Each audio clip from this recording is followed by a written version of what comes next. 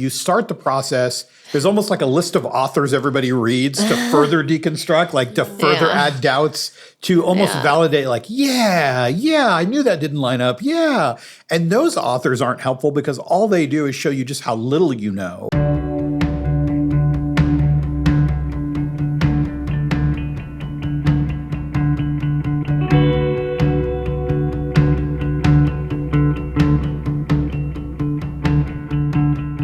Welcome back to Jesus versus America. This is a podcast for young adults where we take seriously the idea that Jesus gave us that we cannot serve two masters. And yet, because we try so hard in this country to continue to serve the American culture, we end up with a faith that is repelling many young adults from their participation in the Christian faith. I'm John, and I'm joined by my good friends Monique and Wisdom, and together we represent three generations who are trying to follow Jesus as best we can and to peel apart those parts of our faith that have come too heavily from just following the American culture. Our topic today is, can you deconstruct your faith without blowing up? And obviously the image there is of somebody trying to dismantle a bomb and trying to see if they can deconstruct their faith without harming themselves or maybe harming their faith too. But before we dive into that, I just want to step back for a moment and talk about the word deconstruction. When I first started using this word like 20 years ago, and it's been a long time that I've been thinking about and working with young adults in deconstruction, it didn't mean what it means now. It literally meant to look at something carefully, to peel it apart, to see if it can be reformulated better, to make sure that our beliefs are truly biblical or that they come, with good thoughts behind them, logic, that they're internally consistent. I feel like today it's morphed into something else. I hear people saying, oh, I'm deconstructing, like by itself. And it almost means like it's taken on a secondary meaning, almost like, well, I'm going to Google that, and it means something more than just I'm going to go use Google to find an answer. It means something. So tell me from your perspective, what does it mean to deconstruct? Like what's become the connotation of that word? What does that mean when people say I'm deconstructing? I found that when people say I'm deconstructing, it's this kind of, I'm cool and I've left the church and I have a story and there's something you want to hear about that. Like, oh, I'm deconstructing. Like, to your point, it usually means they deconstructed and they're not looking for the answer. They've just been somewhere and they're deconstructing, but it's more they deconstructed.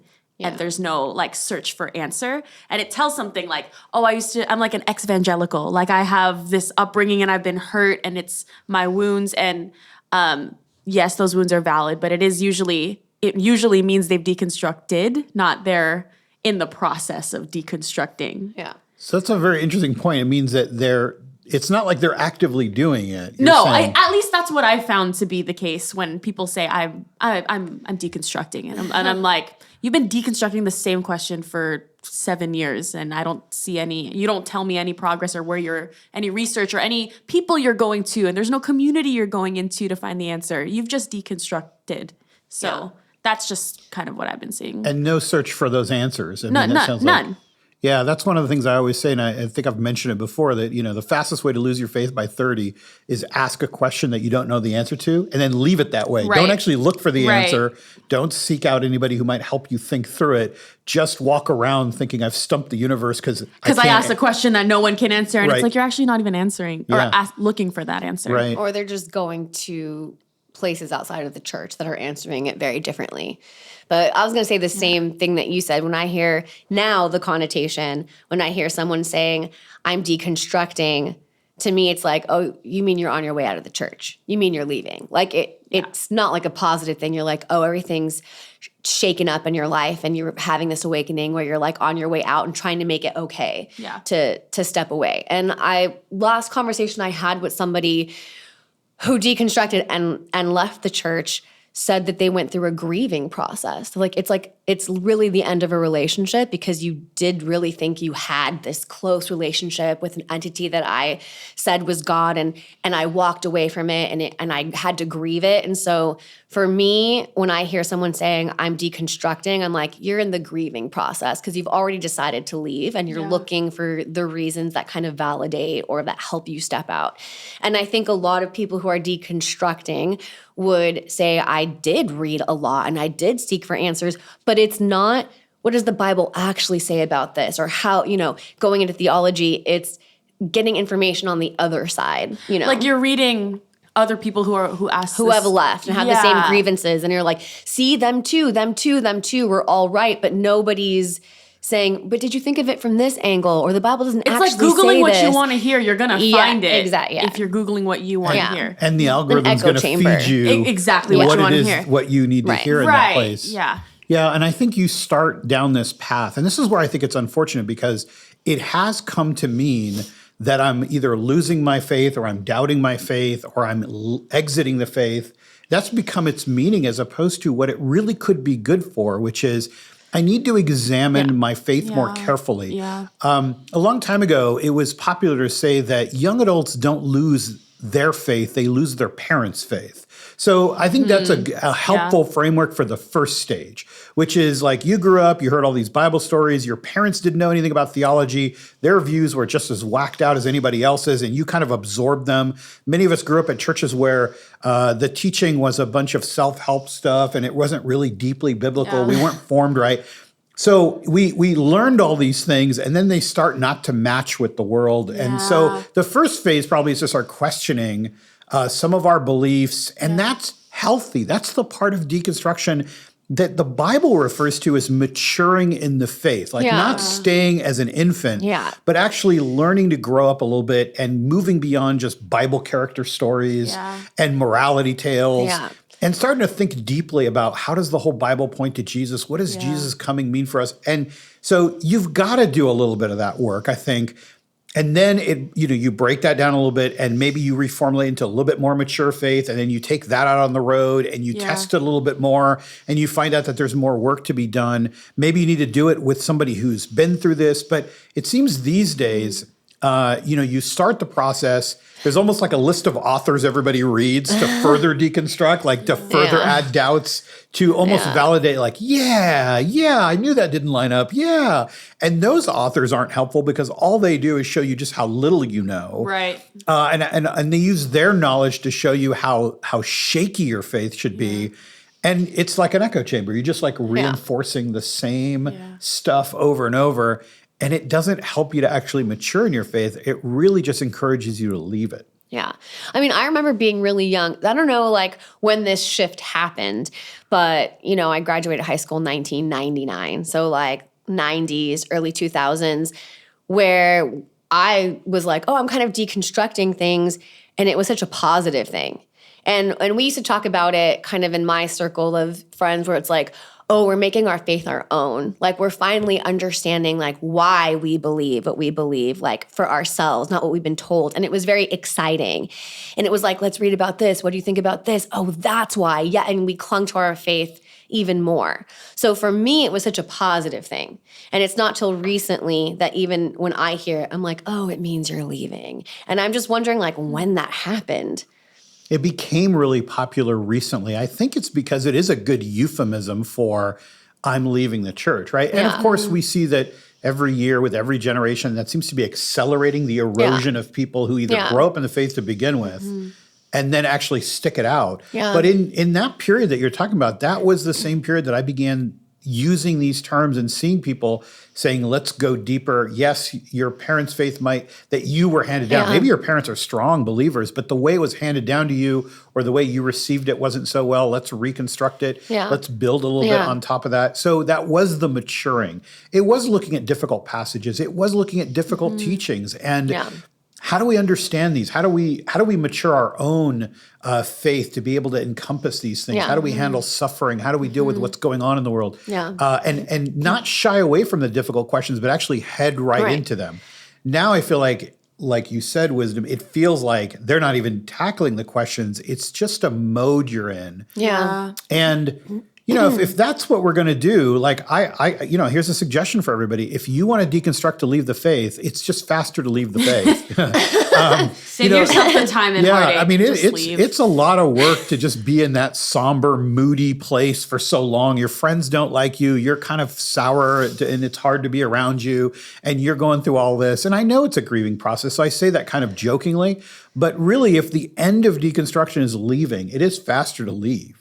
And my whole, 20 years of ministry has been to keep people from leaving. So for me to say that is not to say it flippantly. It's to say deconstruction by itself doesn't do very much if it doesn't have an end on the other side. Yeah. But before we get to that part, I feel like the church, jumped on the same thing where when deconstruction began to be this way of leaving, not anything that matures your faith, but actually kills it, the church started reacting to it and pushing back against it. Yeah. And like all things, like there's a perfect opportunity to teach how to do deconstruction well or to model it. Right. But everything I read seems to, almost, it seems to lash out at the people who are doing it, which is another classic mistake of instead of embracing this opportunity where people are, maybe some of them are legitimately looking, the church seems to think this is the worst trend. We shouldn't be doing this. This is a sinful thing.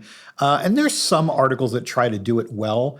But tell me, have you guys seen anything where deconstruction is handled well by somebody that you know personally? Or is there somebody out there that's a voice that's helping people in this time? I can't. Like a program or like a person or a church? I can't, other than a ministry I was a part of a long time ago with you, which let me do that. Quick plug through for my 20s. John. To do that well. I mean, having someone who is willing to sit with you and talk about those questions. So we're assuming someone's in a community where questions are okay and welcomed and good and not looked down on. Because I think a lot of people could probably relate to maybe you're in a Christian community where questions are not they're not welcome. It's like, oh, you must be showing doubt, like you don't have enough faith, like this is the road to heathenism, whatever, just because you have questions. But I was reading an article recently, and I never watched the show, so forgive me that I can't remember your name. But there's that Duggar show or Duggar show where they have like 19 kids and counting. Right, and so they're part of like Shout a out the quiverful movement or whatever, which is very kind of culty, or now we would say high stakes religion. And there's been all sorts of problems, and one of the sons is, been convicted for being a pedophile. So all these things. Josh Duggar. So this one of the sisters, and that's who I can't remember her name, and I feel really bad. Jess. Or no, it's not Jessa. It's not Ginger. Is it Ginger? Is it? No, I'm not. I don't know. But so anyways, she grew up in this really oppressive, ask no questions, crazy conservative, like you don't even date, you just marry, like really like to the extreme. And she's an adult now. She's married. I think she has children. And she's just come forward with an interview talking about how she's trying to undo all the damage and the trauma from being raised in that type of high stakes religious environment.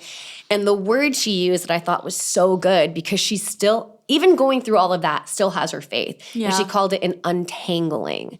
And I really liked that, because she's not just throwing the baby out with the bathwater, throwing it all. She's like, I'm untangling and I'm in therapy and I'm doing all the work, but I'm just trying to separate the parts where I know God is real and my relationship is real, but there's these other things that got wrapped in that I'm trying to unknot and untangle. And to me, that was a really like a positive spin on it, like a positive way to view it. I know. I like that. I have something to say about that, because I read a little description of her book. I didn't read the whole book. I think it is Ginger.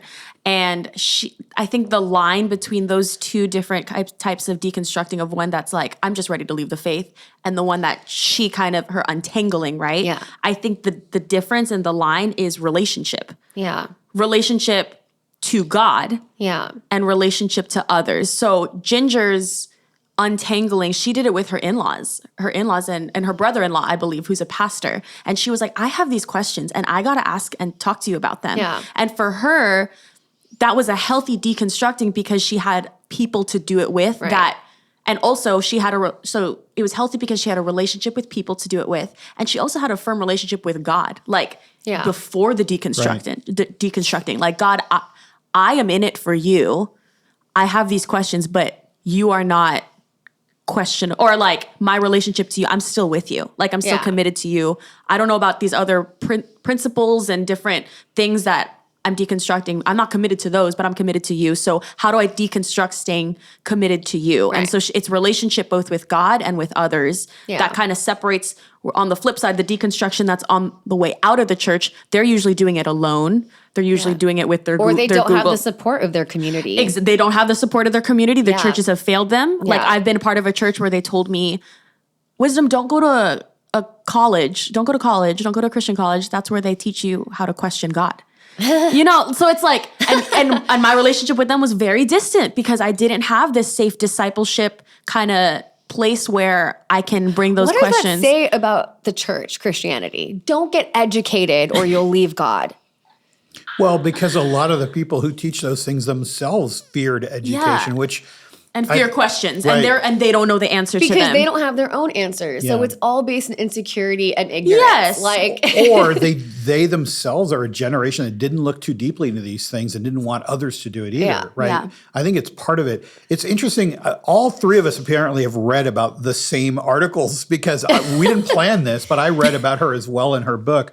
And I do agree with what you're saying. There's a sense in which she decided, I'm hanging on to God and I'm gonna figure out the other things that don't fit with that. So she made a firm commitment in one way. And I think there's a reason why that's important. And like you said, the untangling word is really good. I mean, this whole name of our podcast of Jesus versus America is to untangle the cultural parts and actually go back and make sure we're actually following Jesus and not some version of him. right. That is popularly taught because it works so well as kind of a civic religion in our country.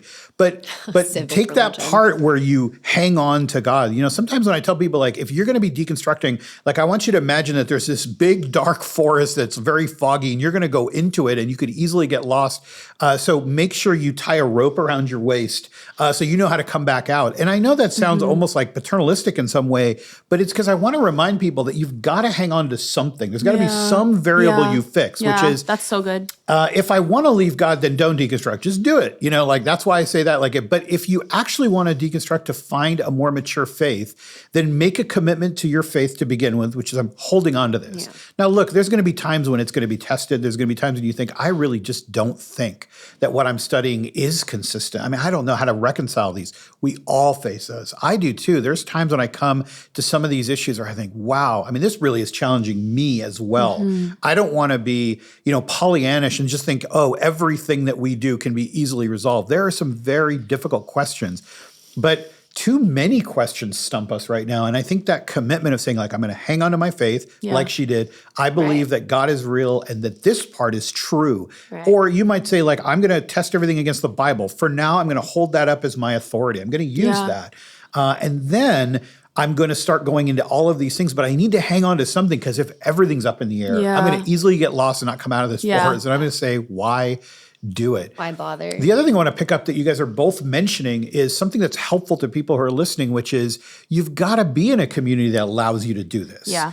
And this is the part that I always am struck by. A lot of churches say we want to grow younger and we want to reach out to the next generation, but they cannot create spaces for this kind of wrestling to take place under the guidance of people who've gone through this, know a lot more, maybe have studied in seminary, and are able to help guide people through some of the tougher questions. Yeah. But we shut them down. It's just so hard to think, like even our models, as we've talked about before, like our idea of like, we're going to just have a central pastor, whether it's a youth pastor, young adult pastor, the main pastor, just teaching and nobody else can say anything. You can't bring your question. So you sneak up afterwards and say, hey, I have a question about this. And it almost seems like there's no room for that, right? Rather than the communities that we've built where the whole thing is based on questions. The whole thing is based on people talking. And it just stuns me that more churches don't clue into the fact that this is not only, well, it's the way Jesus taught, using questions and asking questions. Yeah.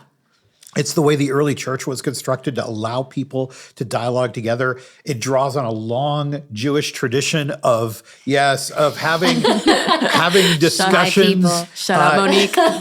Having discussions as part of the teaching all the way through. So key. Yeah, and somewhere along the line, we got the idea that we're just going to appoint someone to just do this in a monologue. Okay, but then make room in other contexts for these things to happen. Where you just realize that this is an opportunity. everyone has questions. Everyone needs to go through this process. And so if you're listening to this and you're thinking, yes, I don't know that there's room at my church for doing that, I'm going to say find a church where there is room to do that. Be responsible for your faith too, to go to a place where you can do this. Or it might be a mentor, it might be a group of people. You might gather people together and then say, okay, we're going to do something different. We're going to invite someone to come help us process through some of these things because I want to hold on to my faith and explore. And then also for the local church worker tuning in, make room for this to happen. Yeah. Like make spaces and make it a priority in your church because there are people in your congregation, in your community, young adults, children of your elders and whatnot that have questions. Like if you want your church to grow younger, if you want to make space for Gen Z and the generations beyond, make room for it. So as we're telling those deconstructing, go find a church that has room, churches, make room. Yeah, and what does it look like to make room? Like what like so somebody's like, okay, I want to do that. I want to actually figure out how to make spaces that this next gen can actually come in and work through these issues and strengthen their faith along the way, or even just at least have an honest place to wrestle, even if they're not going to stick around. Like, what does that look like practically? So on there's an individual basis and then a group. So it's like, so on an individual basis, it's relationship with someone not your age, like someone younger, and who is asking those questions. And it might not start off with, hey, young one, what's your question? It's, what's your name? Tell me about, like, get into relationship with that person, especially the ones, and you know that you can see them in church too, when you're like, you look like you're struggling in some sort with your faith and you're just showing up here. At young adults, at our young adults group, there's a student of mine. She came up to me and said, like, hey, I had a big revelation. I've been meeting up with her for a couple of weeks and not saying like, hey, what are your questions? Like, hey, let me pray for you. It was none of those things. It actually started off of, hey, just come to my office and let's do homework. And you can come here after school and do homework. And it started off like that. Then it turned into, hey, after homework, you can stay at our young adults group and kick it. She started coming and she pulled me aside recently and said, I think I have a revelation. Like I had a big revelation and I'd love to share it with you. I'm like, okay, what revelation? And she said, I don't know if you know this, but for the past, I've never really been a Christian. I've been coming to church here, but I'm not really a Christian. And I'm like, no way. Like, yeah, I could get that. And she goes, here's my revelation. I think I've been taught wrong about God my entire life. And I want to be taught right on who God is, because if he's who you describe him to be, I want to learn about that God. Can you walk me through it? And she was like, also, do I have to believe in hell to be a Christian? Like, what is that all about? And I was like, oh my gosh, let's walk through it. Yeah. Me and you, let's meet up. Let's talk through it. And that was not on day one of her coming into my office and doing homework. It was just relationship, and it comes. Like when you build relationship, people just are in relationship with you, and that's where discussions happen. So on an individual basis, it's get in relationship with those asking questions and be a safe place for them. On a group basis, we have young adults group that John started at our church and he did with Monique. So that's kind of the cool dynamic we have here is you have a young adults group model that you did with Monique, and now you're doing it with me. And it's Socratic, it's you teaching, so sometimes you do different topics, and the rule is you can interrupt at any time. You can call out BS, you can say that's confusing, and you can say I don't feel good about that, and we're just talking. It's not small groups, but it's like what? How would you describe it? Like preaching, but you can interrupt and... It's an interactive dialogue, but yeah, there is teaching involved. A lot of people think that all we're going to do is just open up the floor and let people ask whatever they want. Like we have, and it takes more work, takes more preparation, takes a lot more reading. But what you're doing is saying, I'm going to move us from A to B, but along the way, people are going to interrupt and ask questions, and they're going to join in, and they're going to tell us where they don't agree, and they're going to disagree, and we're going to know that they're going to do all those things. And we're going to almost anticipate that they've done every one of those things. And when I'm reading and I'm preparing and I'm studying, I know where everyone's going to jump in. And you almost build the structure around the dialogue to get to the same place you would have gone if you just preached straight, you know. But everyone is so much more engaged. Everyone is so much more interested. Every time somebody raises their hand, asks a question or disagrees, 5 other people in the room, 10 other people in the room, we're thinking the same thing. Each person present is adding value to what's happening. Yep. And the room is diverse. Which is different than just being preached at. Yes. Because now you are actually adding value to what is, each person's adding value to what's coming out of. And this is what's so sad is I've talked to young adult pastors about this model. And what They're like, that's too hard for us what to I get back prepare is for. like, well, how do you get the truth out? You know, if someone is going to interrupt you, it's like, well, who said you alone had the truth? I mean, you look at the models of all the engagement in the New Testament, and they had councils, and they disagreed, and they debated. Comes from a group of people. Yeah, you have this beautiful model of the Holy Spirit using all of the promptings in a room to bring up issues. But even if you don't want to go that far theologically, how about if you just think you're being clear and half the room disagrees with you? Don't you want to know that? Yeah. Right. Like, why would you create this perfectly crafted message that half the room doesn't even agree with? Yeah. But the half that's nodding makes you feel good, right? And so you're excited that you did this, all right. But I think the most important part of it is these are the spaces. What you described doing on an individual basis is ideal, because that person is going to get a customized, almost tailored experience for the questions they have. Right. Yeah. And I do that with people too. I'll also say it's inefficient in some way, because I'd have to replicate 10 of you to be able to handle all the people that have that. So thank God you're walking with her in this process. Which kind of places a responsibility, honestly, on all of us. You don't have to be a pastor. You don't have to be working at a church. All of us that have been through deconstruction, entanglement, and got to the other side, and your faith is stronger and you have answers, I think we do have a responsibility to walk other people through it. Like when you see, it's still inefficient, obviously, because even each of us can only get a few, but that's still something. Yeah. So I just feel like the responsibility is there for you to quality invest, over quantity. Invest in the younger generation or whoever might need it, sometimes older, whatever. If you've been through it. I think when churches are like, we want to invest in the younger generation, they're thinking like a congregation of 30, 50, 100 of young people entering into their church, and they won't give a chance to the 2 20-year-olds in their congregation that have questions and are just lost in their own, who'll start to bring their friends when their questions are answered, and it starts to grow. Yeah. I also don't want to make inefficiency like this bad thing. Like Jesus's model was to spend time with a small select group of people. But it can't be the only. Right. And he frequently turned down the crowds from growing too big. He frequently avoided the temptation to be very popular and those kinds of things. And of course, we do the opposite, right? We're all building platforms. But I do think that one of the things that we want to do is say, but because you might not have enough people to do every single person that way, there is this great chance to take the groups we already have and just make them into places. And our fear is, well, if I let somebody doubt out loud, it'll be like a contagion that spreads across the whole group. And actually what you don't know first is the group's already doubting. That's the first thing you need to recognize.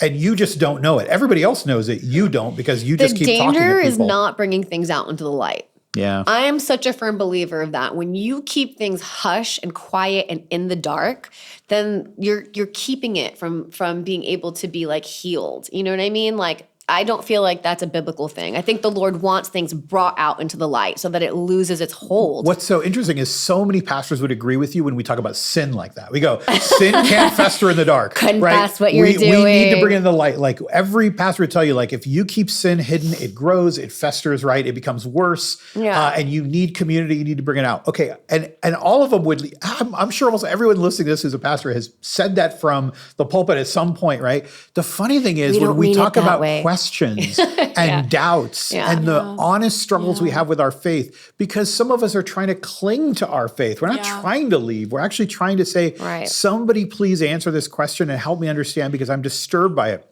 By the time you get to the point where someone's willing to admit that in a community that's already maybe not open and receptive to doubt, they're on their last string.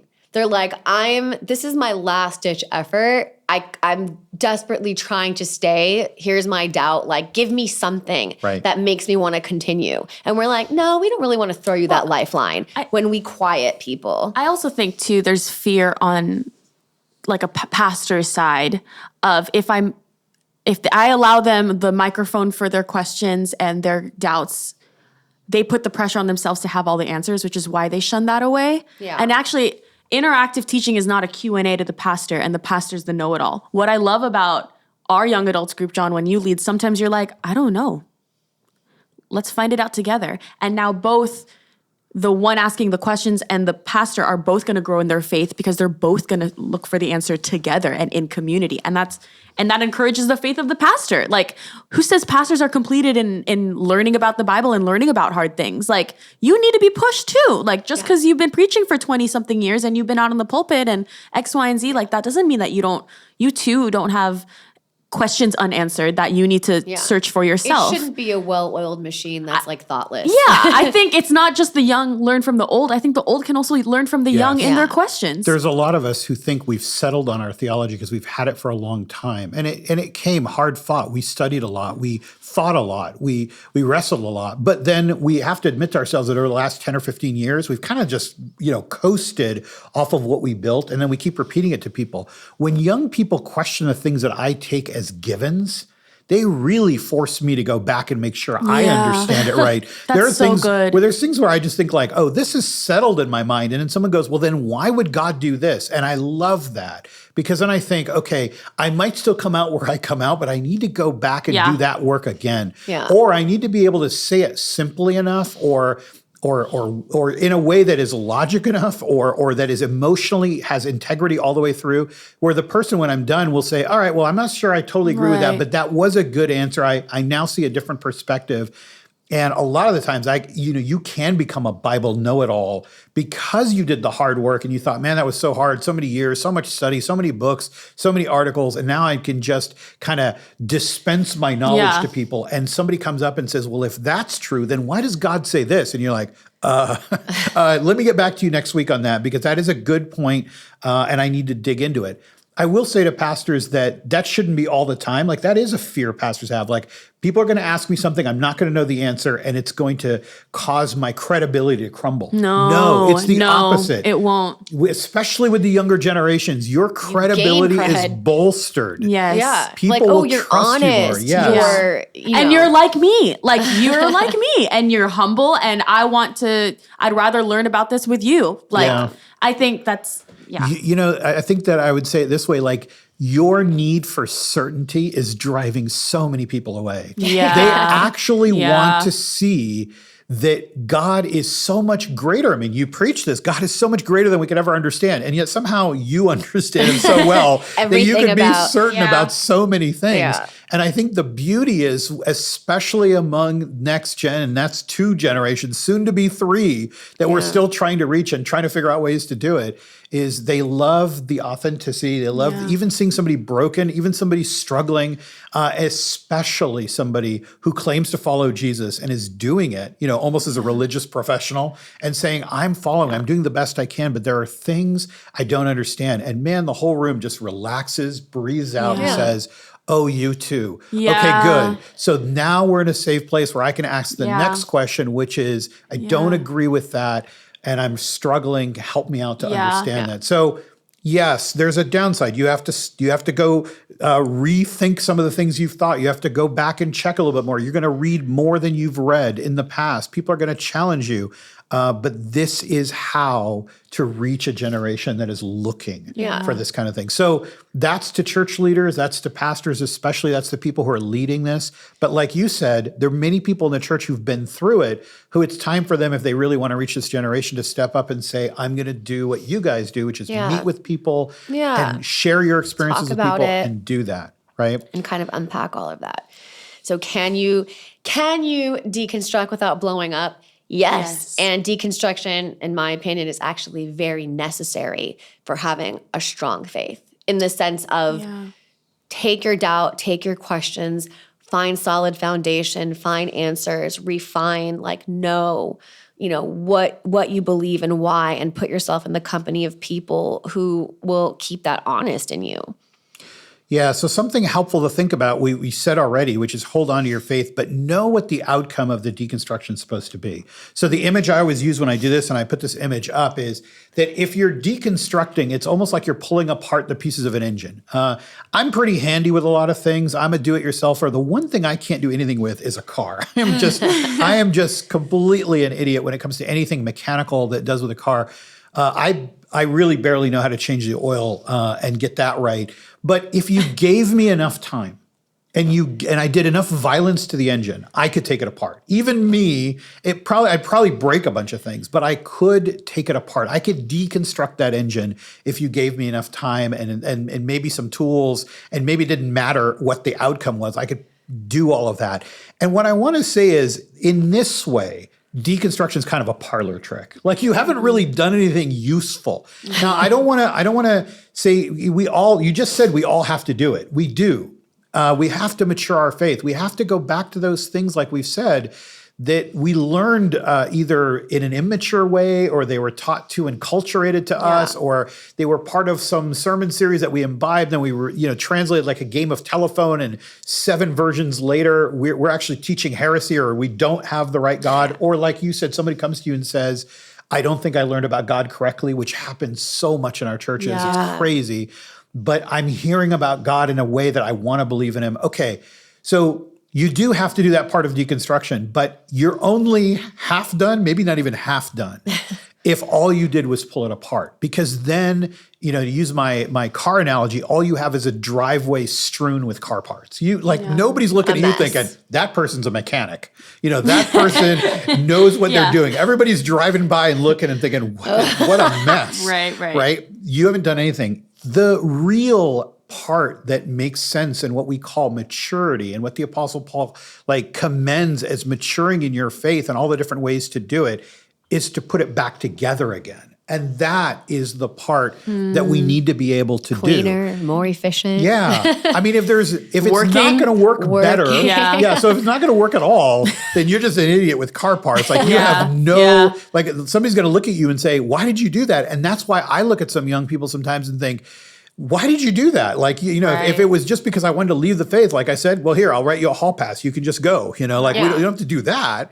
And at the same time, maybe you weren't conscious of why you were doing it. Maybe it was just happening to you, and maybe you're in the midst of it right now, and it's terrifying. Maybe you're worried. Maybe you're scared about what does this mean if I don't believe this? What's the outcome of this? And to you, there is good news in that people come through this and people get to the other side if you're in a place where you can do the work.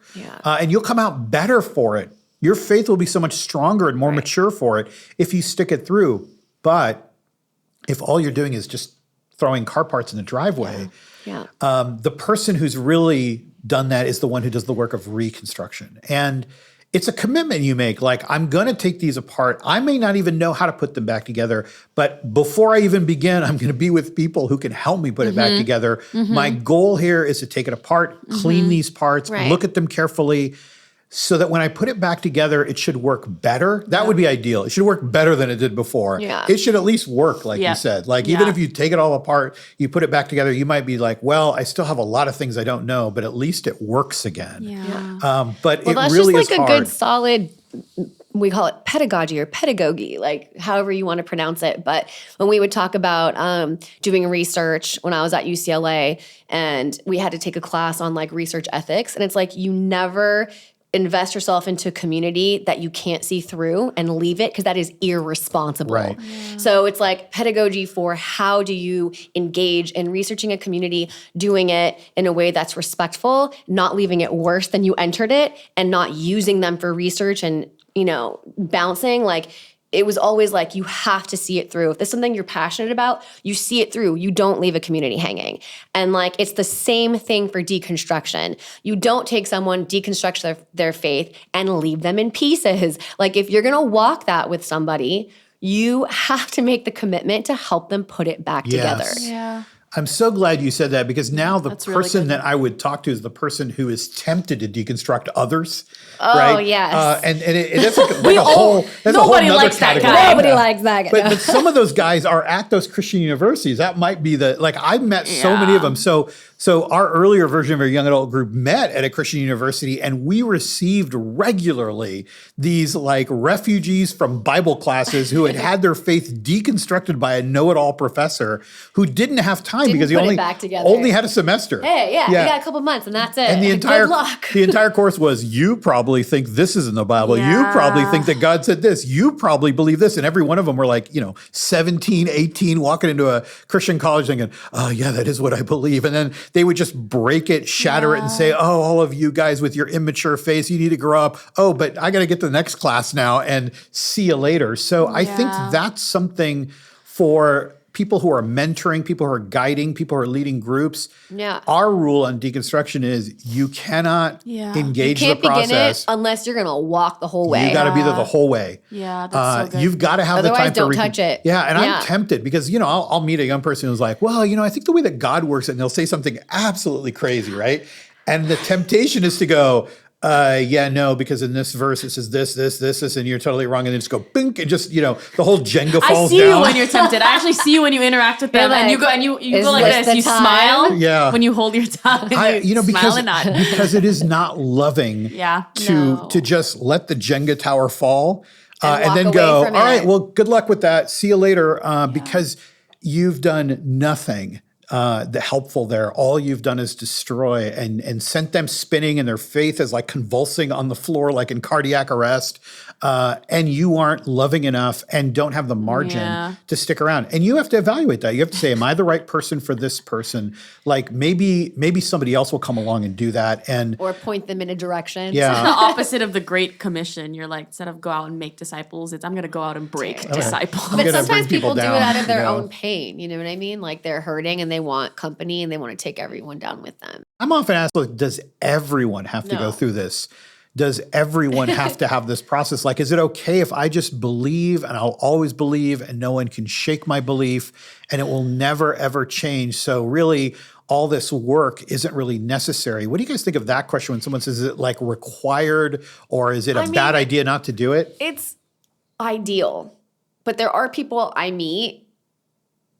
It just comes down to your own wisdom because there are people I meet where I'm like, you really are strong in your faith. And like, I don't think this will be good for you.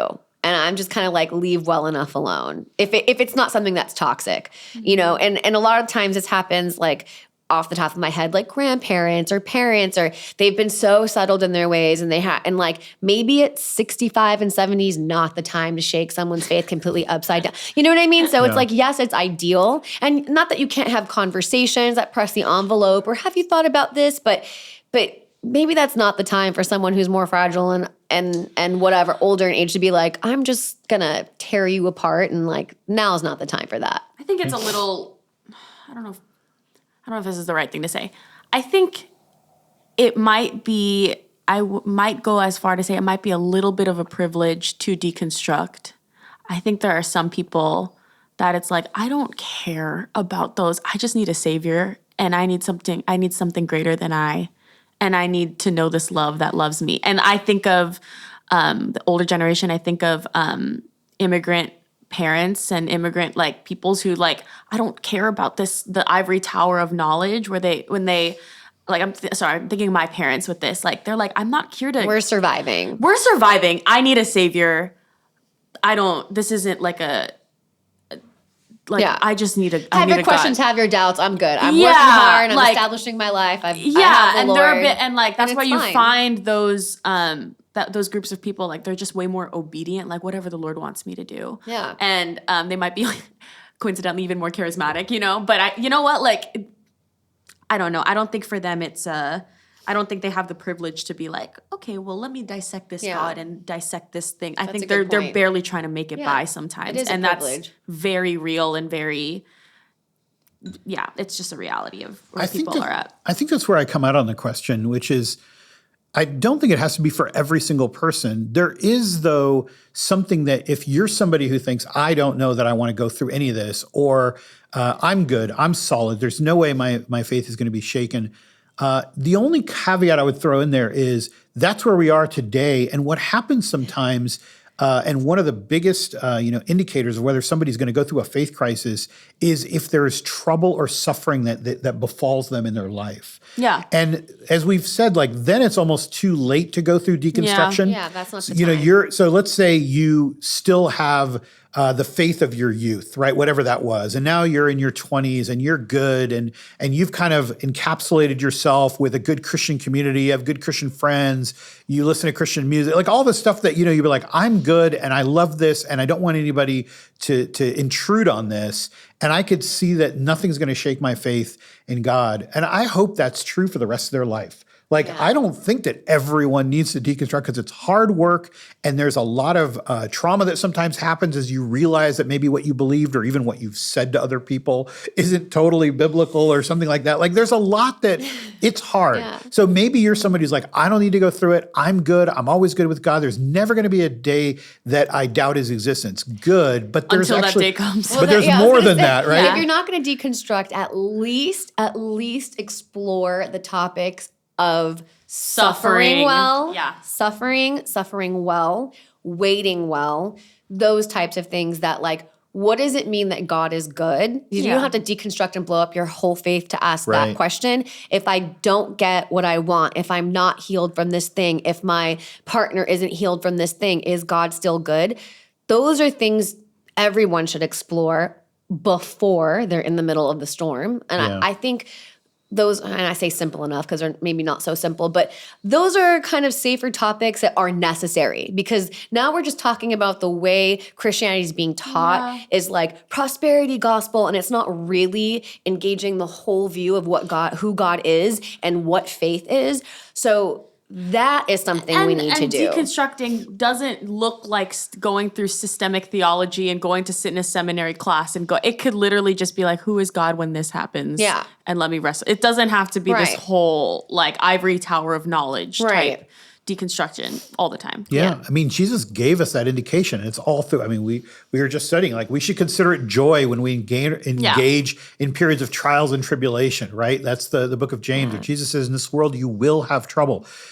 So we should be prepared for that because I think for the person who has not gone through the deconstruction journey and the reconstruction, which is the real part that matters, if you haven't gone through that, what happens is it means that you do have a faith that's potentially like a bomb that could go off at some point if the suffering befalls you that you don't expect, if life doesn't go out, if you actually start to question God's character, or you grew up just thinking, well, if I do X, God will do Y. And you have that formulaic thinking. If I have enough faith, if I'm faithful enough. Or if I'm good enough. Most of us it's about being good enough. We think I listen to, the Christian music, I read the Bible, I go to church, so my life should work out well. And suddenly something happens and you start to question all of God at that point because your formula. Me? I think for the person that feels like they don't need deconstruction, I would just say, just check your foundation.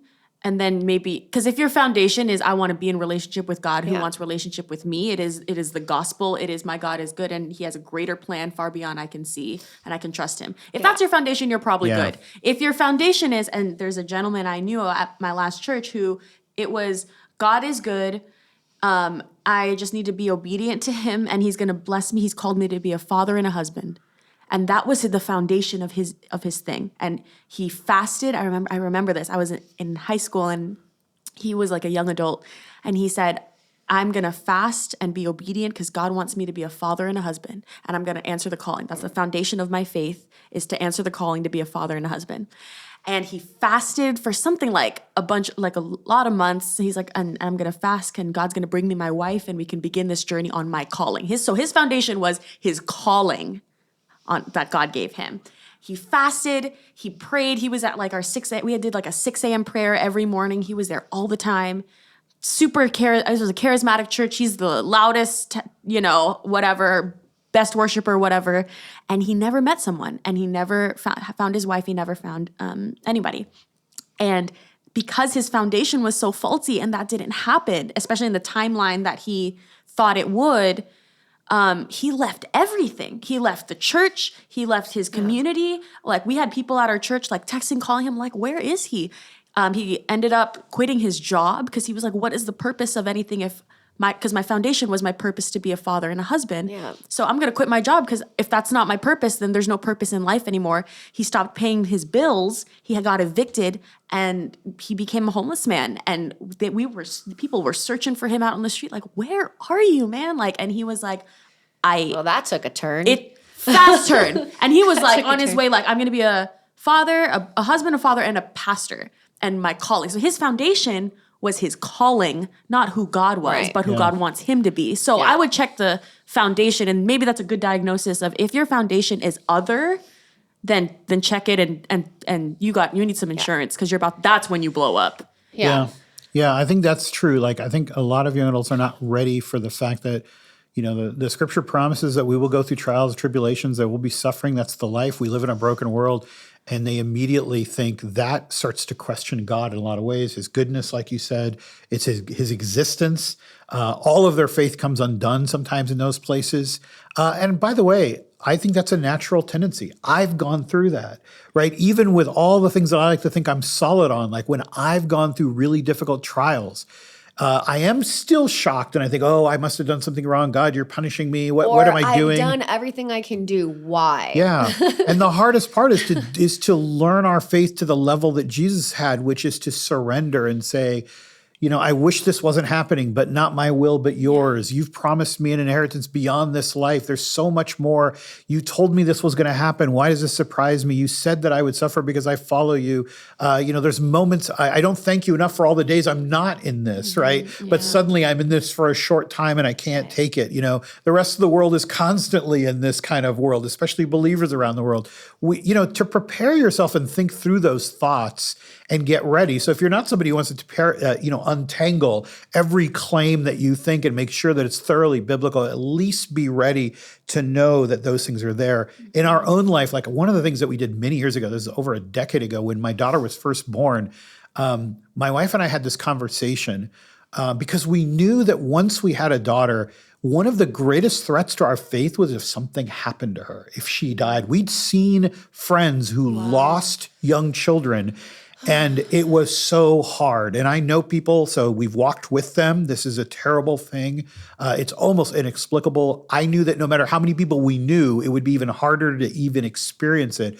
But we sat down together and we kind of made a commitment to each other. And I said, look, this is something new that's going to come. It's probably going to be great. We're going to love being parents. We're going to love raising our daughter. But if something were to happen to her, can we make a commitment to one another that our faith is not on the table at that point because of that? Because it's going to be the strongest temptation. I've never heard of someone having that. Like you hear about premarital counseling, and I talk to David all the time. Like if we ever were to be pregnant and have a child, to do like prenatal counseling. That's a question I've never heard, and that is a good question to talk about beforehand. I knew what would probably, be the biggest threat to take me out. To have your mind even go there. Yeah, it's hard. And prepare yourself, like, can we say that we're not going to check out? And we've seen people that have gone through it and their faith survived. We've seen people that have gone through it and it just, I have, I can't even say how hard that would be because it's not happened. And I think there's no way that I could know what it's like until it actually were to happen. But I knew enough to know that it would be such an earthquake in our life that we need to almost kind of be prepared. And I think that's the theme of this whole episode is we need to be prepared. Deconstruction is happening. It's a good thing that you can do. It matures your faith if you reconstruct, not if you just leave it like strewn car parts in the yard. What we need to be doing is helping one another, and that includes all of us who are responsible to work with the next generation. And the goal ultimately is to see people mature in Christ and to have a stronger faith and to in turn do it for one another and see this church strengthen this way. So wonder what you think. You can leave us a comment if you have your own thoughts, but we'll see you next time. This is Jesus versus America. Follow us on all social media platforms at Jesus versus America, and find more resources on our official website, jesusversusamerica.com.